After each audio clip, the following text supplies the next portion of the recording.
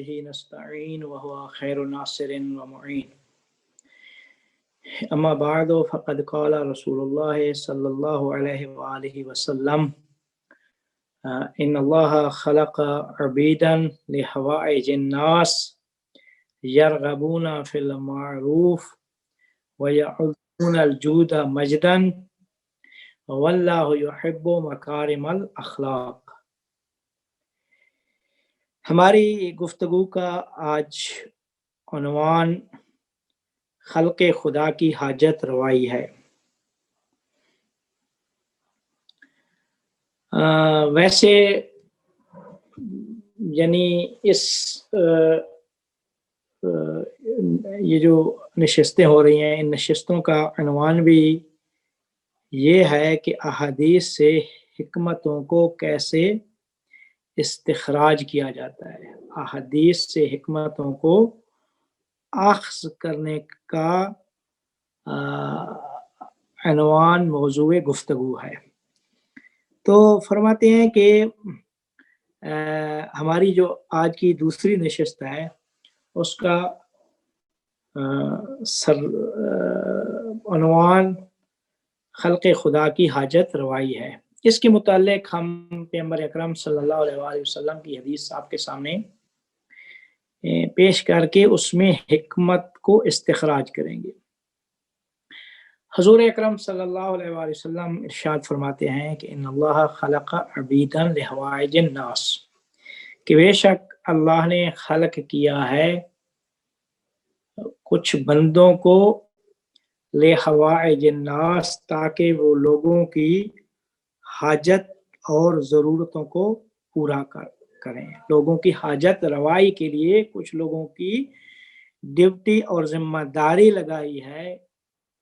کچھ لوگوں کو یہ ذمہ داری دے کر اس دنیا میں بھیجا گیا ہے. عبید عبد کی جمع ہے.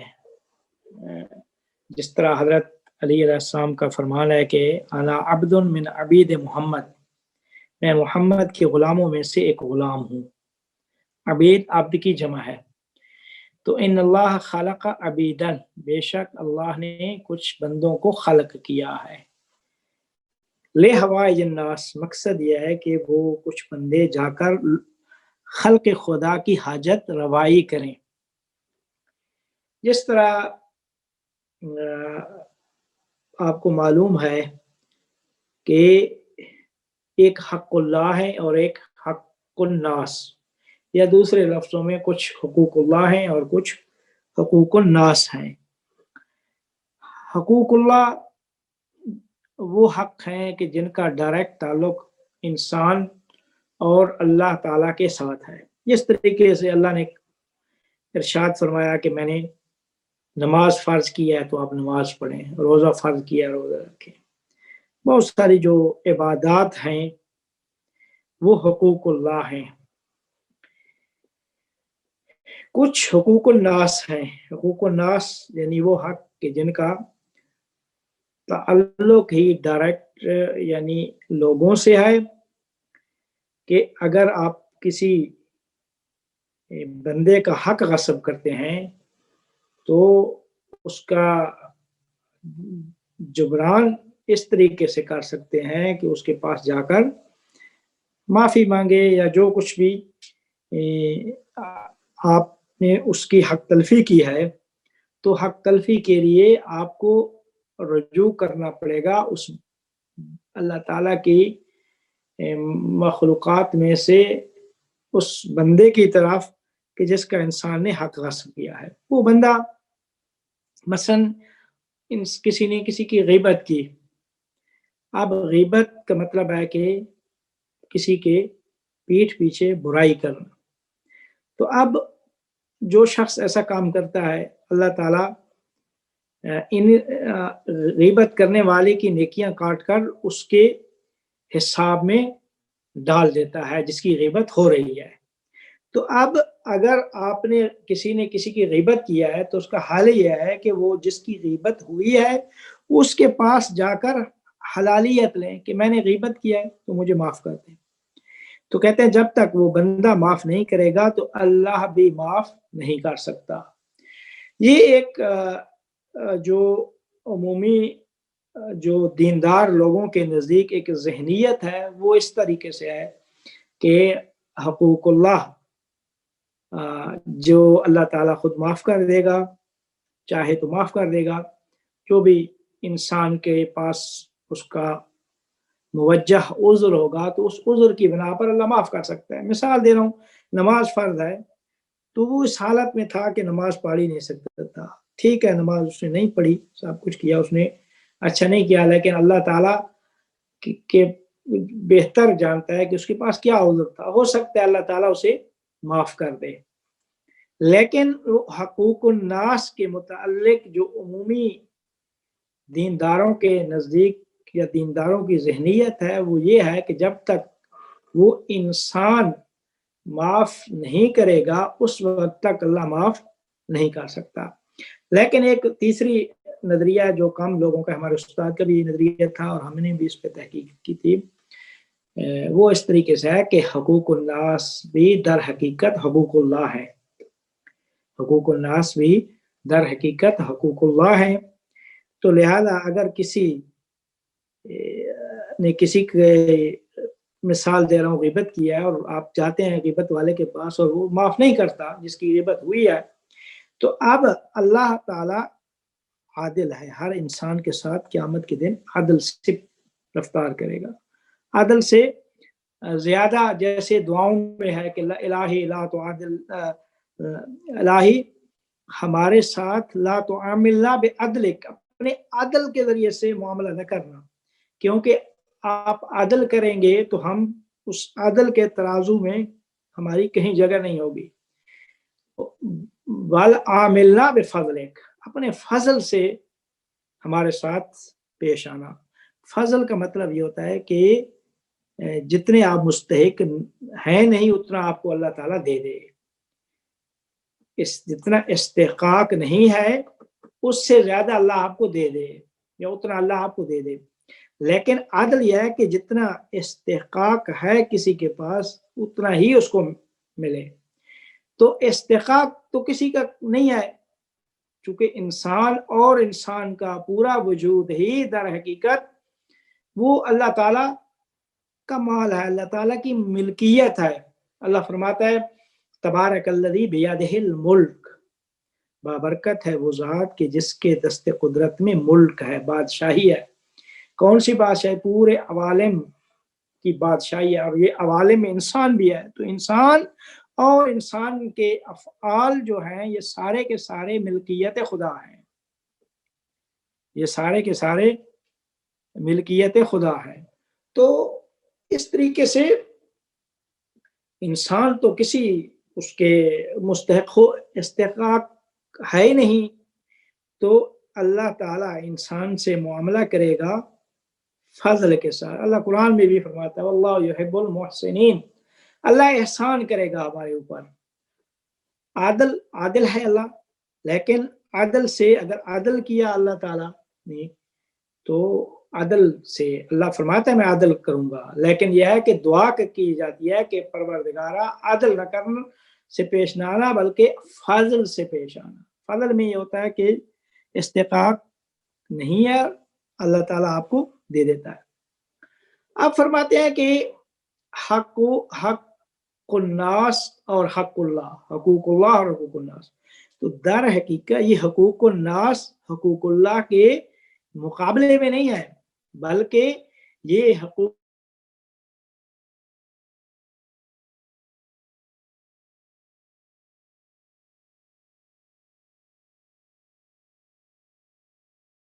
الناس بھی کہ سب ملکیت خدا ہے۔ جب سب کے سب ملکیت خدا ہے تو اب ایک انسان نے کسی کی غیبت کیا ہے اور اس نے آ کے معافی مانگنے کی کوشش کیا ہے لیکن اس سے معافی نہیں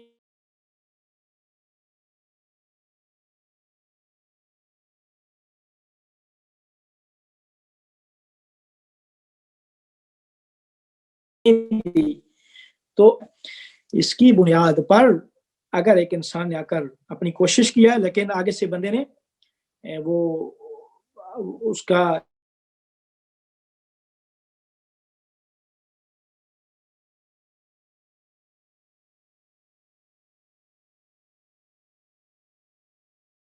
معافی نہیں دی تو بعض احادیث میں ہے کہ اللہ تعالیٰ اس کا حساب بھی کہیں اور سے پورا کر دے گا، لیکن اس بندے کو بھی معاف کر دے گا جس نے اس کا حق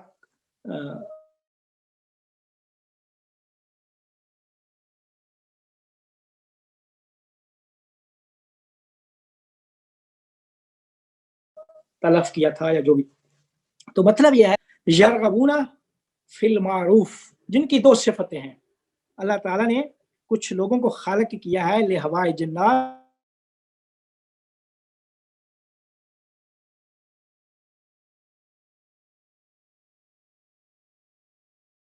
کہ وہ لوگوں کی حاجتیں پوری کریں۔ صفت یہ ہے، پہلی صفت یہ ہے کہ یرغبون فی المعروف، یہ رغبت رکھتے ہیں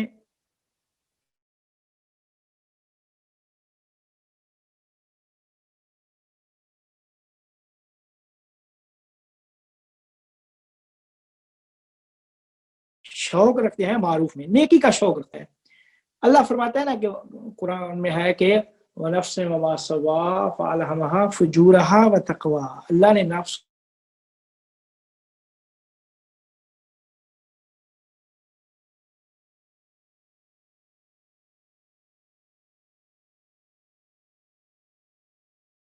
کو الہام، انسان کی وہ اللہ نے فطرت میں رکھ دیا ہے۔ جب رکھ دیا ہے تو اب اللہ فرماتا ہے کہ فقط وہ رکھنا کافی نہیں ہے،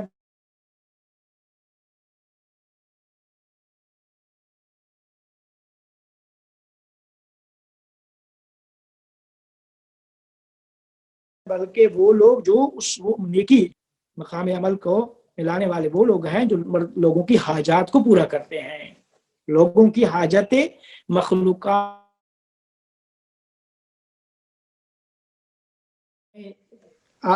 اب کیسی ہے آواز؟ اب ٹھیک ہے، اب ٹھیک ہے، ٹھیک ہے۔ فرماتے ہیں کہ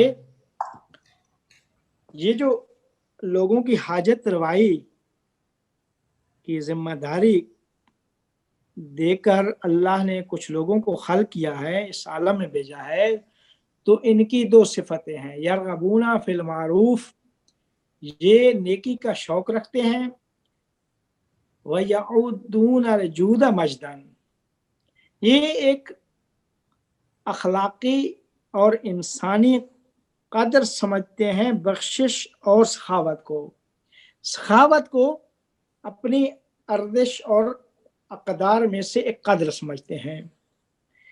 واللہ یحب مکارم الاخلاق، اور اللہ تعالیٰ اخلاقی اقدار کو پسند کرتا ہے۔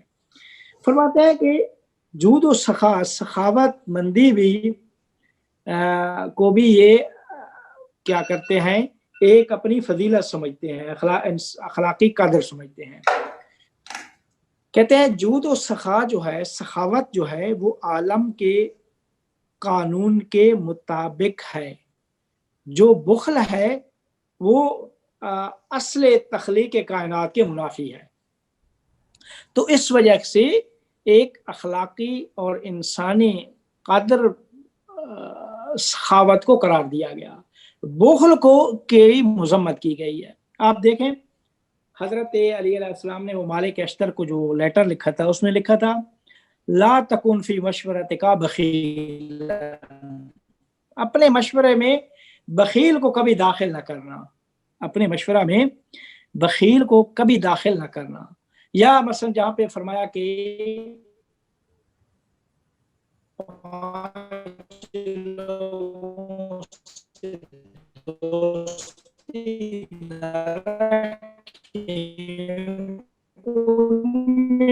ایک بخیل بھی ہے، بخل،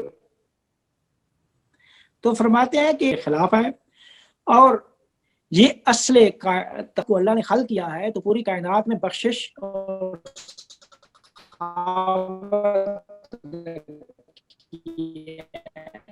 سورج بنایا، کیا کہتے ہیں پوری کائنات میں کیا کہتے ہیں جب سورج جاتا ہے تو میں مثال دے رہا ہوں رات آ جاتی ہے، یعنی جو کچھ جس کے پاس ہے وہ آگے دے رہا ہے۔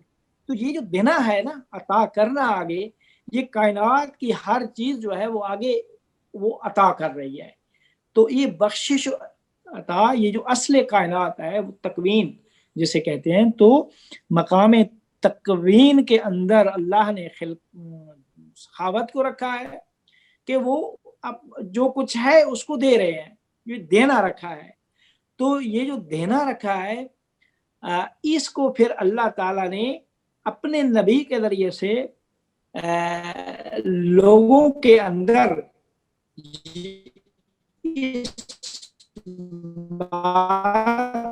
کی تبلیغ کروائی کہ لوگوں سے یہ کہہ دیں کہ کبھی بخل نہ کرنا، بلکہ کیا کہتے ہیں سخاوت مندی جو آپ یہاں کریں گے اصل تکوین کائنات کے مطابق ہے، اور بخل جو ہے نا وہ کائنات کے خلاف ہے، اصل خلقت کائنات کے خلاف ہے. بخیل کا مطلب یہی ہوتا ہے نا کہ جو بخیل کی یہ علماء اخلاق جو ہیں یہ 3 قسمیں کرتے ہیں کہ ایک بخل وہ ہے کہ انسان دوسرے کے اوپر خرچ نہیں کرتا، ایک قسم وہ ہے کہ خود اپنے اوپر خرچ کرتا ہے، دوسرے کے اوپر خرچ نہیں کرے گا.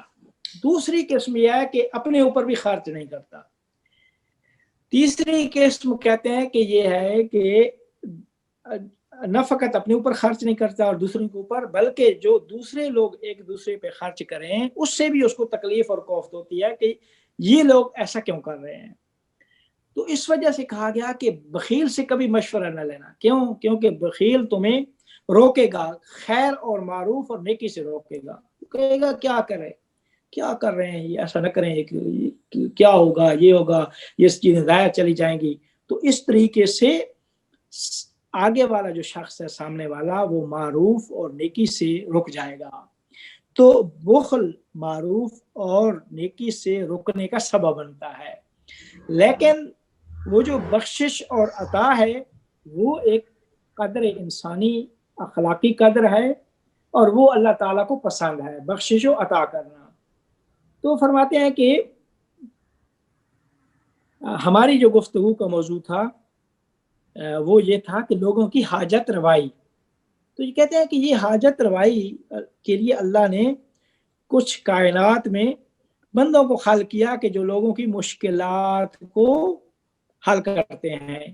تو اب کہتے ہیں کہ لوگوں کی یہ جو مشکلات حل کرنے والے لوگ ہیں ان کے بارے میں خود امام جعفر صادق نے رسول اکرم صلی اللہ علیہ وآلہ وسلم سے ایک حدیث نقل کی ہے کہ جس میں پیغمبر فرماتے ہیں کہ من قضا لأخی المؤمن حاجتا کان کمن عبد اللہ دہرہ، جس نے اپنے دینی مومن کی حاجت روائی کی ہے تو وہ گویا ایسے ہے کہ اس نے پوری عمر خدا کی عبادت کیا ہے، گویا اس نے پوری عمر خدا کی عبادت کیا ہے.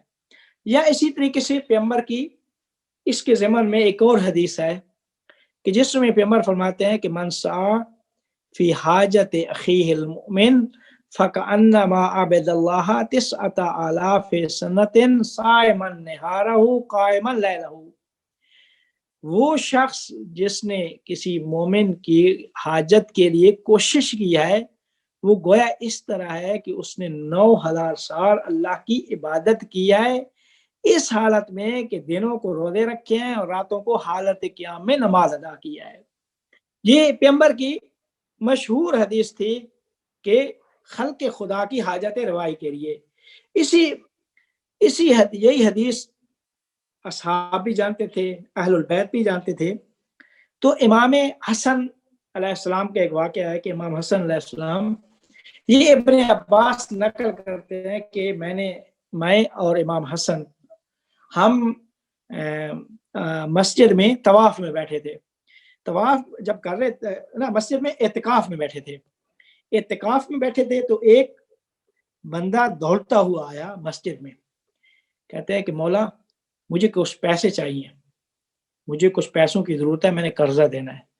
تو امام فرماتے ہیں کہ میرے پاس بندہ خدا میرے پاس تو ابھی کچھ نہیں ہے، میں ابھی حالت اعتکاف میں ہوں، حالت اعتکاف سے باہر آ جاؤں تو پھر میں آپ کے لیے کچھ کرتا ہوں.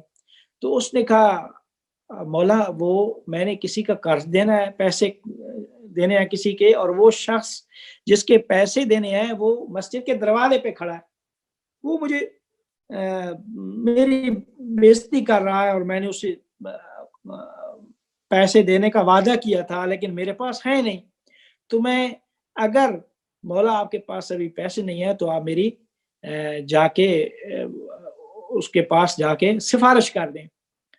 तो कहते हैं इब्ने अब्बास कहता है कि मैंने देखा कि इमाम हसन अलैहिस्सलाम बगैर जूतों के वो मस्जिद से बाहर आ गए।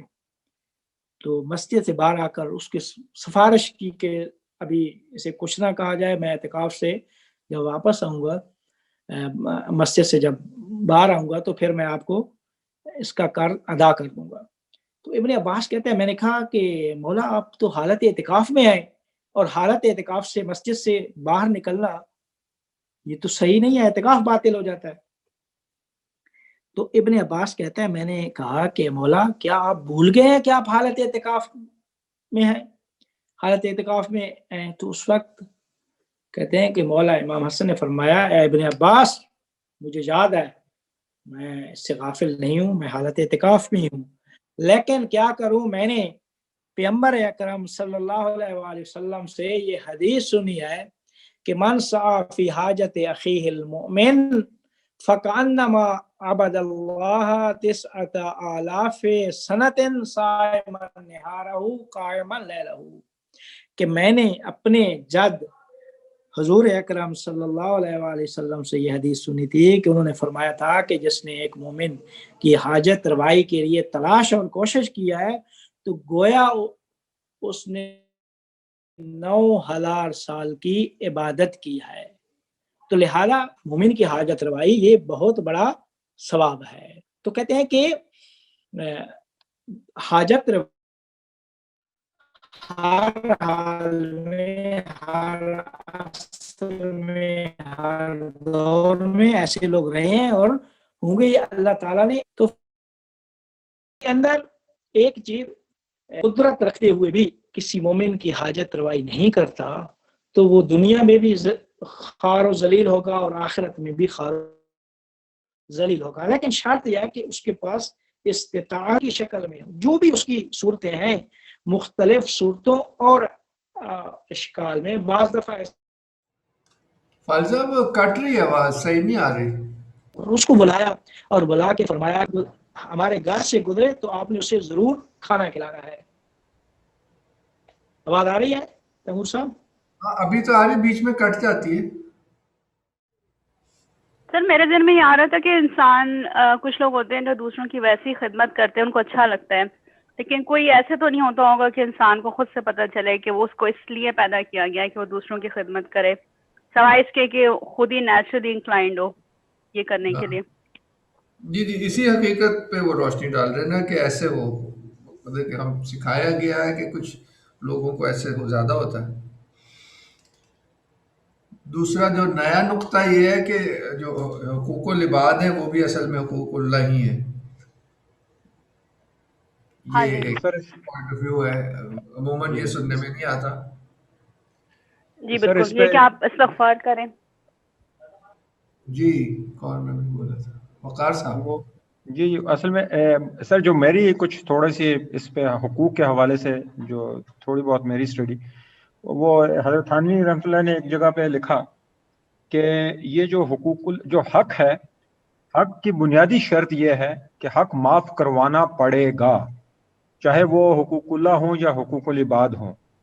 और अब इसीलिए नमाज की कज़ा है, रोज़े की कज़ा है। अच्छा, अब वो चूंकि वो हक माफ़ करवाने की एक सूरत है, और उन्होंने एक बड़े बुजुर्ग सॉरी एक पुराने आलिम का हवाला दिया था, वो मेरे जहन से इस वक्त निकल गया, वो मैं तलाश कर लूँगा कि उनकी तहकीक वहाँ से है।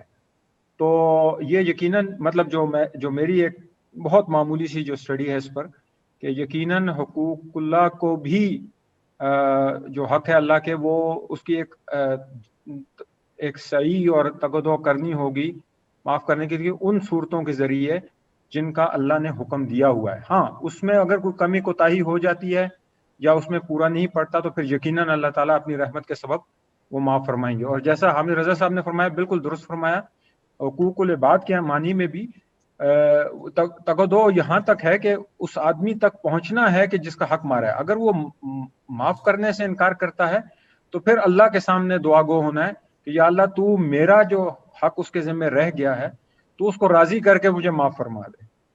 حامد صاحب شاید اس پہ اور زیادہ تفصیل سے کہہ سکتے ہیں کہ اچھا سر، اس میں in continuation what you are seeing میرے ذہن میں یہ بات بھی آ رہی ہے کہ انہوں نے جو اگزامپل دی ہے کہ غیبت کی اور وہ جا کے معافی مانگی ہے اور اس بندے نے نہیں معاف کیا. دیکھیے اس صورت میں تو اس نے کوئی مالی نقصان نہیں کیا، ایک اسپرچل ڈیمیج کیا نا. لیکن اگر ایسی صورت ہو کہ کسی کے پیسے دینے اور وہ واپس نہیں کرے اور پھر وہ اللہ سے معافی مانگے تو ہو سکتا ہے اس معاملے میں تو پھر اس کو معافی نہ ملے. یہ ایسے ہی میرے ذہن میں خیال ہے. نہیں، معافی مسئلہ یہ ہے کہ ہم نے یہ کہا ہے کہ وہ شخص پہلے جائے آپ کے پاس، کہے کہ میرے پاس جو ہے نا وہ پیسے نہیں ہیں، میں نے آپ کے دینے ہیں، میں نہیں دے سکتا، پھر بھی راضی نہیں ہوتے، اس کے پاس واقعاً استطاعت ہی نہیں ہے پیسے دینے کی. تو اب اللہ تعالیٰ عادل ہے، وہ کبھی اس انسان کو بھی دیکھے گا، اس کا حق جو ہے نا وہ دوسری طرف سے پورا کر دے گا. یہ کہنے کا مقصد تھا. کوشش انسان کی طرف سے ہونی چاہیے، اس کے بغیر نہیں ہو سکتا کہ میں حق بھی ماروں اور کہوں کہ نہیں میں تو نہیں، اسے بھی معافی نہیں مانگتا، اسے بھی حلالیت نہیں لیتا اور اللہ تعالیٰ ویسے معاف کر دے گا، تو پھر ایسی صورت بہت مشکل ہے. فائز صاحب مجھے لگ رہا ہے آپ کا مین نقطہ تو ہو چکا. اگر یہ ہم 10 منٹ اس پہ گفتگو پھر کر لیں یا 2 منٹ آپ اس کو ریپ اپ کر لیتے ہیں. میں اگر یہ واقعہ کو ختم کر لوں 1 منٹ میں، جی میں جلدی یہ واقعہ میرے پاس ہے. نہیں ضرور کر لیں. اب آپ کا سگنل یہ ٹھیک دکھا رہا ہے. اب صحیح دکھا رہا ہے؟ اچھا جی، آپ سفید ہو گئے. اسی طرح جو ہے. اچھا، میں یہ کہنے کا مقصد یہ تھا کہ جمعے کا دن تھا، امام سجاد، یہ ابو حمزہ کہتا ہے کہ میں امام سجاد کے ساتھ تھا. امام سجاد گھر پہنچے، اپنی کنیزہ جس کا نام سکینہ تھا اس سے کوئی بلایا، کہا جمعے کا دن ہے تو کوئی بھی سائل یہاں سے گزرے تو اس کو آپ نے کھانا ضرور کھلانا ہے. تو فرماتے ہیں کہ ابو حمزہ نے کہا کہ مولا جو بھی ہمارے گھر سے گزرے تو ہر گزرنے والا مستحق نہیں ہوتا، تو ہمیں کیسے پتہ ہو کہ یہ مستحق ہے اور یہ مستحق نہیں ہے. تو اس وقت امام نے فرمایا مجھے خوف اس بات کا ہے کہ بعض گزر جائیں اور بعض مستحق ہوں اور ہم ان کو جو ہے نا وہ کھانا نہ کھلا سکیں. اور اسی عمل کی وجہ سے اللہ نے یعقوب اور آل یعقوب پر جو بلا نازل کی تھی، جو کچھ نازل کیا تھا، تو ہم اہل بیت پہ بھی وہ چیز نازل ہو جائے گی، لہذا آپ کو چاہیے کہ آپ ان کو کھائیں.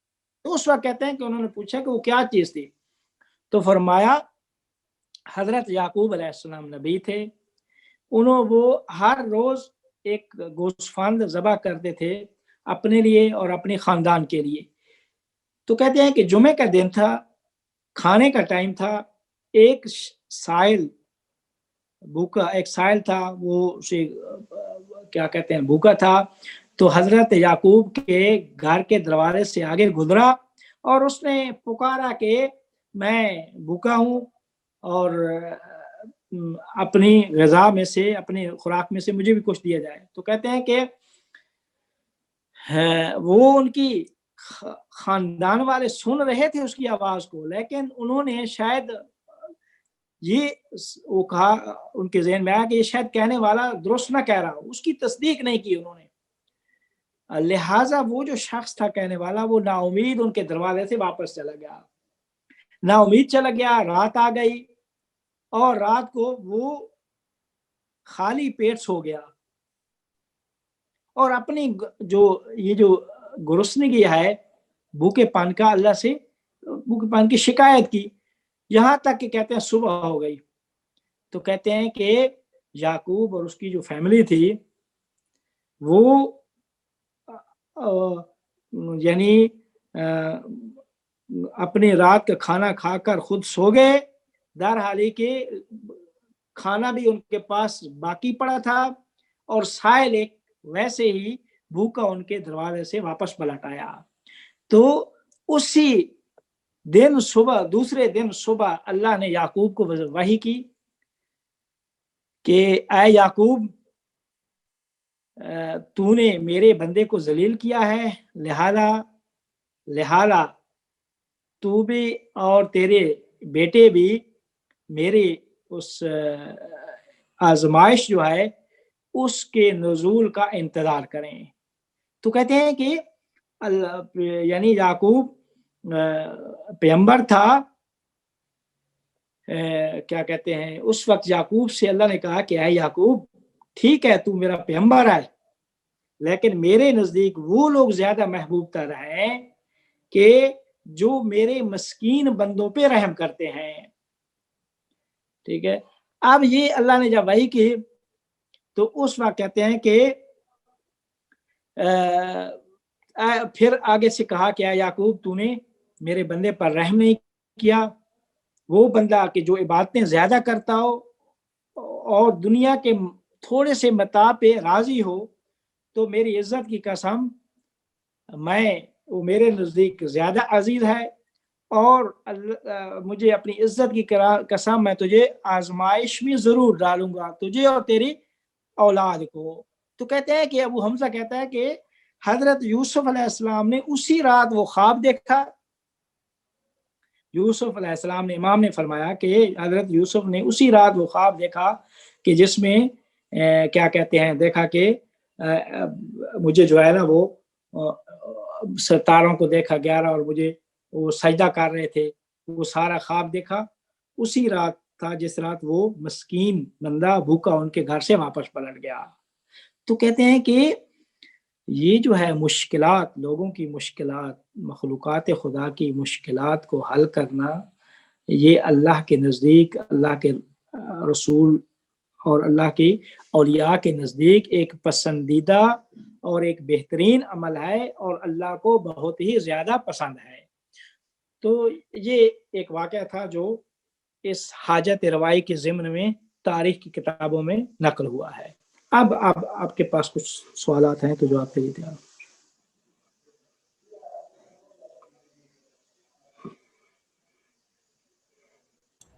जी, किसी का सवाल था तो ज़रूर 10 मिनट कर लेते सवाल जवाब, फिर 10 मिनट की ब्रेक कर लेंगे।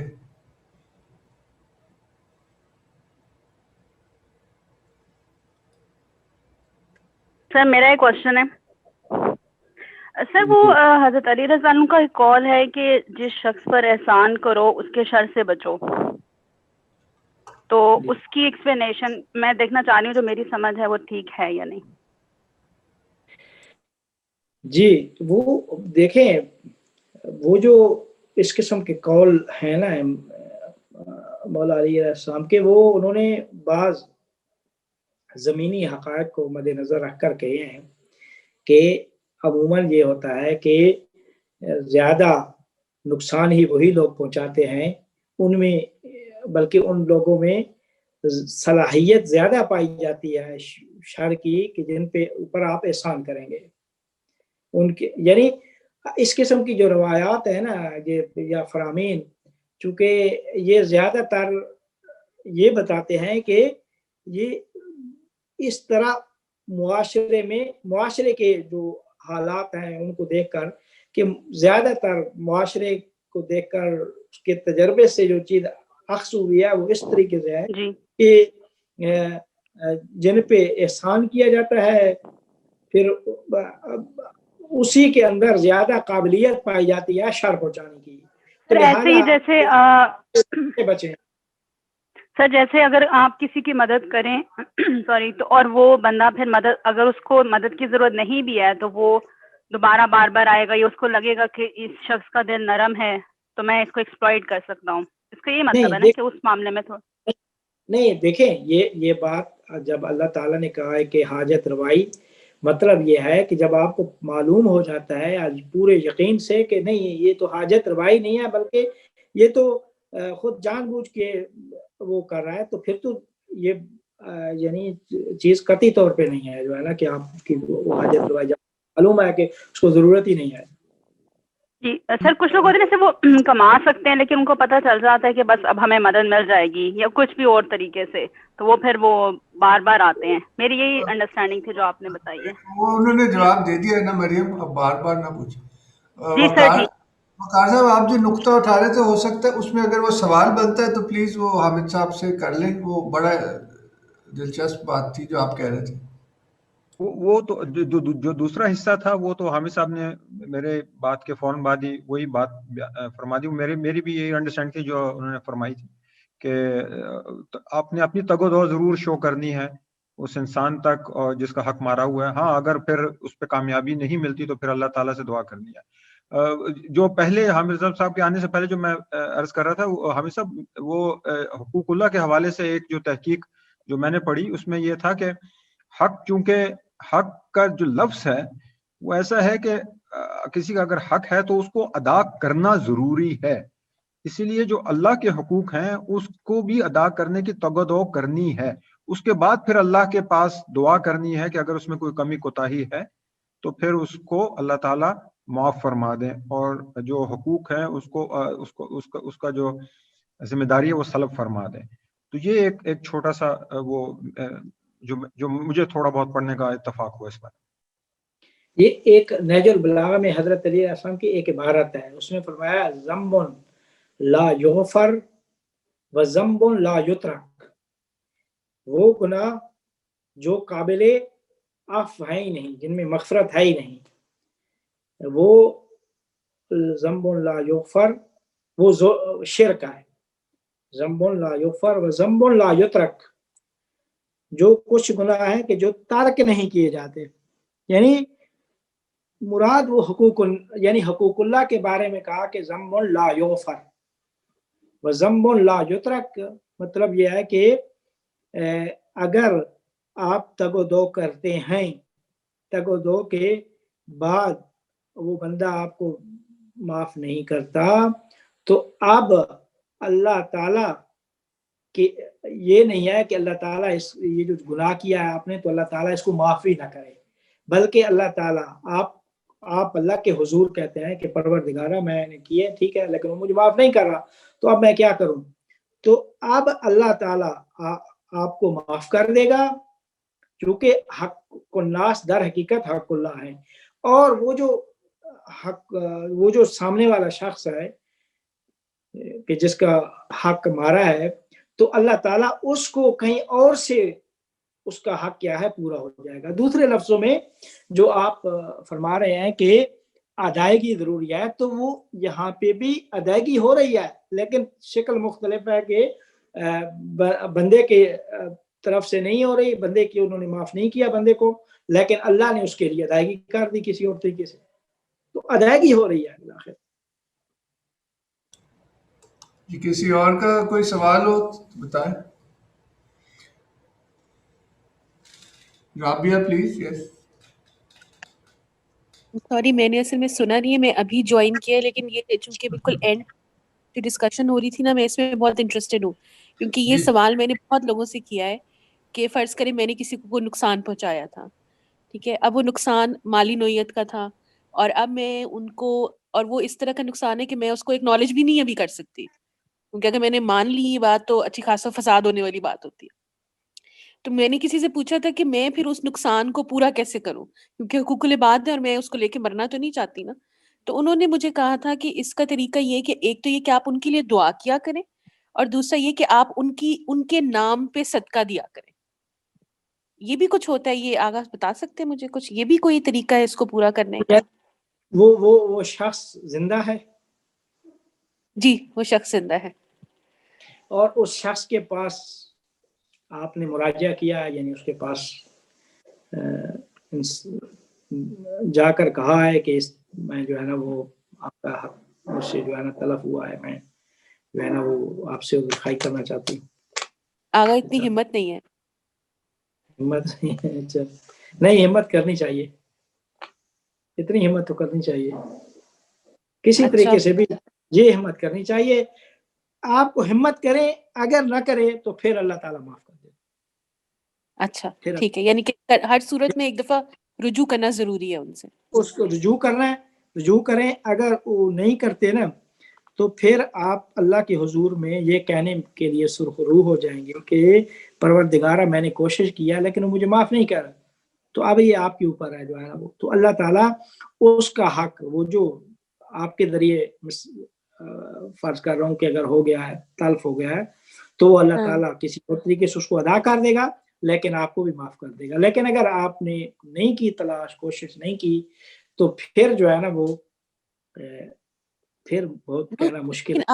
اگر آپ نالج نہیں کیا، جنت جہنم کا فیصلہ تو इंसान नहीं कर सकता, लेकिन नहीं जो वो कुछ है क्या उनकी बुनियाद पे कह रहे हैं। नहीं वो तो जी कंसर्न भी नहीं है इस वक्त तो कंसर्न ये है कि आप अपना हिसाब क्लियर करके जाए ना यहाँ से। तो वो जी ये जी कि जी अगर आपने एक्नॉलेज वैसे किया उसके बावजूद आप उनका वो नुकसान पूरा कर देते हैं बगैर उनको बताए तो भी नहीं जी होता। नहीं ले बगैर उनको बताए, लेकिन वो जो उसको एहसास ही ना हो कि मेरा वो नुकसान पूरा हुआ है, तो कैसे वो उसे होगा जो है ना वो मसलन आपने हाँ उनका ये नुकसान पूरा कर दिया, लेकिन उन्हें एहसास ही नहीं है, उन्हें तो ये है कि नहीं मेरा नुकसान फलां ने नुकसान किया था और उसकी अदायगी नहीं हुई। ठीक है सही थैंक यू।